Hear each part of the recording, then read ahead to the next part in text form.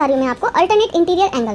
सबसे पहले मैं आपको शेप्स बताती हूँ कि हम इनको शेप्स की सहायता से कैसे समझेंगे, क्योंकि बच्चे इसमें डायरेक्टली करने में कंफ्यूज हो जाते हैं। तो मैं उनको शेप्स की सहायता से समझा रही हूँ।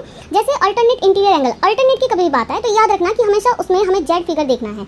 इस तरीके से जेड फिगर उसमें ड्रॉ रहना चाहिए। अब जेड फिगर ड्रॉ का मतलब आप कैसे समझेंगे, तो देखो यहाँ पर जैसे ये जो पॉइंट है इस तरीके से आप देखो तो ये जेड ड्रॉ हुआ है ना, तो इसीलिए हम कहें ये हमारा अल्टरनेट एंगल है। लेकिन अब इसमें बात आती है इंटीरियर और एक आते हैं एक्सटीरियर। पहले मैं आपको इंटीरियर समझा रही हूँ, फिर मैं एक्सटीरियर बताऊंगी। ओके, तो जैसे इंटीरियर की बात करें तो जैसे जेड आपको शेप देखना है इसमें, जैसे मैंने अभी आपको बताया ये शेप हमारा जेड शेप हो गया। अब इसके अंदर की वैल्यू कौन सी होगी, तो 3 और 6। तो हम यहाँ पर लिख सकते हैं, जैसे कि आप देख सकते हो यहाँ 3 है और यहाँ 6 है इसी पॉइंट पर। जैसे ये अपोजिट ऐसे करके बन सकता है और ऐसे भी बन सकता है। तो अगर हम देखें तो यहाँ पर अल्टरनेट इंटीरियर एंगल कौन से हो सकते हैं हमारे, angle 3 is equal to angle 6 and angle 4 is equal to angle 5। Okay, ये समझ आ गया होगा आप सबको।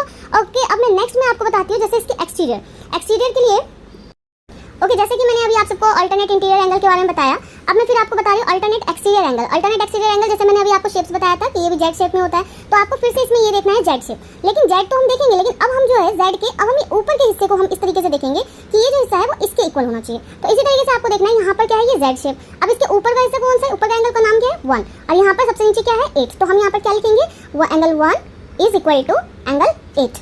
फिर उसके बाद हम क्या लिख सकते हैं, angle 2 is equal to angle 7। Angle 2 is equal to angle 7। Equal का मतलब ये होगा कि जैसे इसकी जो वैल्यू है, जितनी 1 की वैल्यू होगी, जितने डिग्री का हो, उतना ही 8 का भी वैल्यू आएगा। ओके, इसी तरीके से इसको हम समझते हैं।